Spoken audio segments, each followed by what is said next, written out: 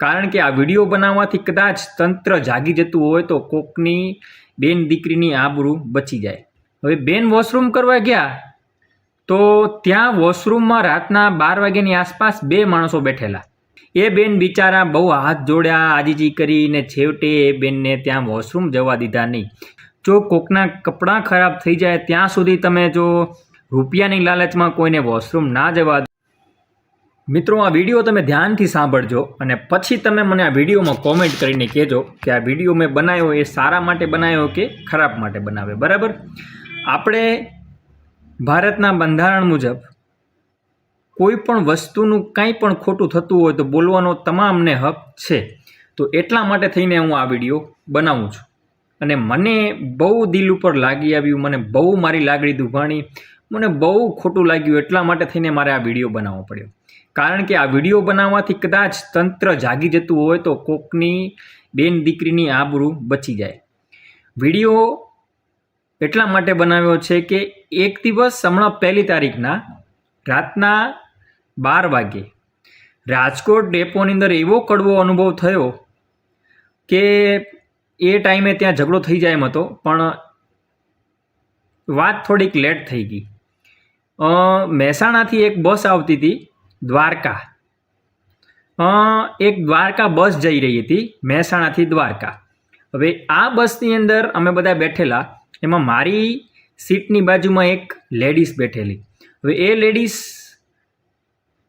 ક્યારનું washroom જવું હતું, દબાઈને બેઠા હતા બેન, ઇમરજન્સી હતું તો બેનને વોશરૂમ જવું હતું એટલે બેન રાજકોટ ડેપોમાં બસ ઊભી રહી એટલે કંડક્ટરને કીધું કે ભાઈ હું થોડી વારમાં આવું છું બેન વોશરૂમ જઈને, તમે ગાડી ઊભી રાખજો।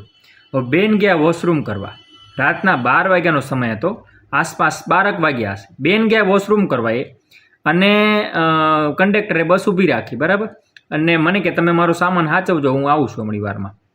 મેં કીધું ભલે।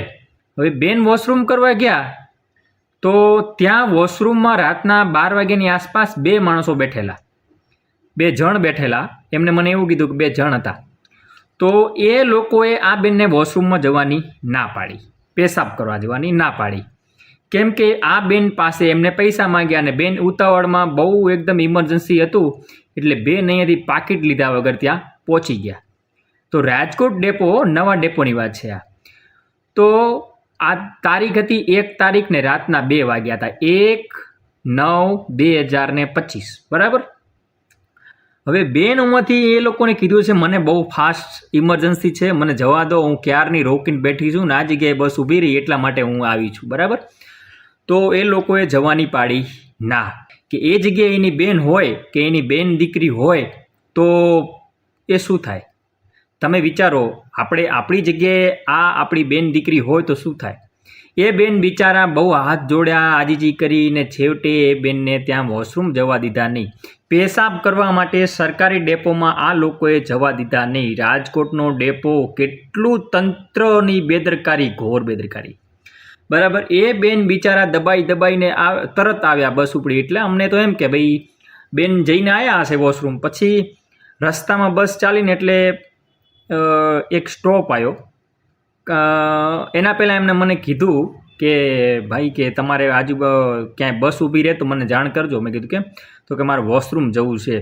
તો અમે પૂછ્યું, કીધું તો શું થયું, ત્યાં તમે ગયા હતા? તો એમને એવું કીધું કે મારી પાસે પૈસા નહોતા, હું પાકીટ ભૂલીને ગઈ હતી તો મને વોશરૂમ જવા દીધું નહીં। મેં ખૂબ એમ લોકોને હાથ જોડ્યા, આજીજી કરી પણ જવા દીધું નહીં। હવે મારે ઇમરજન્સી બહુ છે, ક્યાંય બસ ઊભી રાખે તો મને કહેજો। હવે વિચાર કરો, પછી એક બસ એક જગ્યાએ પડધરી કે એવું કંઈક હતું ત્યાં બસ ઊભી રહી, ત્યાં એ બેન વોશરૂમ ગયા અને પછી અમે કંડક્ટરને પૂછ્યું કે આ રીતની યાર બેદરકારી ડેપોમાં ચાલતી હોય તો તમારે ધ્યાન આપવું જોઈએ।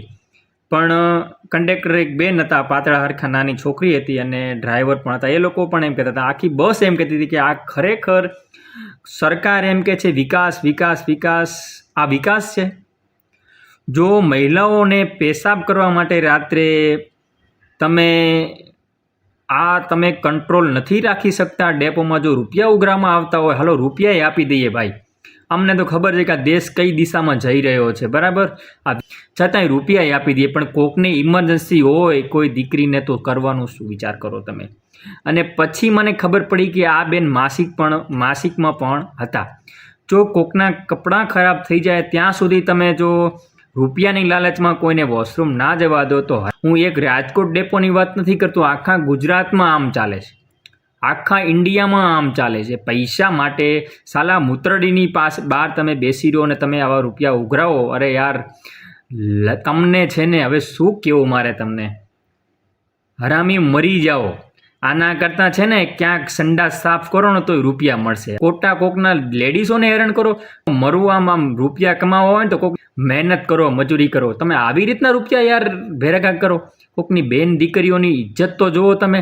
એ દીકરીએ જો ત્યાં કપડાં ખરાબ કરી નાખ્યા તો એની શું આબરૂ રહે. અને ગવર્મેન્ટને મારે ખાસ કહેવું છે, કોઈ તંત્રના અધિકારીને, કે યાર તમે જાગો. આ રીતનો આટલો બધો ભ્રષ્ટાચાર યાર. સરકારી ડેપોમાં જો પેશાબ કરવા જવું હોય તો બેન દીકરીઓને આટલી લાઇનમાં રહેવું પડે. આટલા પૈસા માટે થઈને ક્યારેક પૈસા ખીચામાં ના હોય તો એમને પાછા મોકલી દે. યાર આ તો શું છે? આ દેશમાં શું ચાલી રહ્યું છે? કોઈ ડેપોમાં કોઈ અવાજ ના ઉઠાવી શકે. આવું જ મારી સાથે એકવાર મહેસાણાના ડેપોમાં બનેલું. જૂના ડેપોમાં મેં તરત વિડીયો બનાવવાનું ચાલુ કરેલું અને ત્યારથી હું ઘણી વખત ત્યાંથી નીકળું ને તો હું ત્યાં જઉં છું. હજી સુધી કોઈ રૂપિયા ઉઘરાવતું નથી. એ વખતે આખા ડેપોમાં બધાને મેં લોકો ભેગા કરેલા, પેસેન્જર, આજુબાજુની પબ્લિકને ને એ લોકોના અધિકારીઓને, અને એ લોકોને ખુલ્લું કીધું હતું કે કોઈ પૈસા ના આપતા. એ દિવસથી આજ સુધી લગભગ એ ડેપોમાં પૈસા ઉઘરાવતા નથી. તમે આજે જુઓ તો કોઈ નાના માણસનું કોઈ સાંભળવાવાળું નથી. એટલે આપણે કોઈ ડિટેલમાં જવું નથી, બરાબર. પણ મારો એક કહેવાનો મતલબ એ છે કે આ વિડીયોને બને એટલો શેર કરજો. આજે આ છોકરી હતી, કાલે આપણી બેન દીકરી પણ હોઈ શકે આ જગ્યાએ, બરાબર. ડેપો હોય, જો ડેપો સુરક્ષિત નથી તો હવે જાવું ક્યાં, વિચાર કરો. તો મારી એક નમ્ર વિનંતી છે કે આ વિડીયોને એટલો શેર કરજો અને કોમેન્ટ કરજો. તમને આ વિડીયોની અંદર જો સાચો લાગ્યો હોય તો વિડીયો શેર કરીને કોમેન્ટ કરજો, જેથી કરીને કોઈ કોમેન્ટ વાંચો તો એને ખબર પડે કે ખરેખર આ વિડીયો બનાવવા લાયક હતો, બરાબર. આપણે કોઈ દિવસ કોઈ ખોટો વિડીયો બનાવતા નથી. વિડીયો બનાવીએ તો કાંઈક માહિતી હોય તો જ વિડીયો બનાવીશ, અને સચ્ચાઈ પણ છે, બરાબર.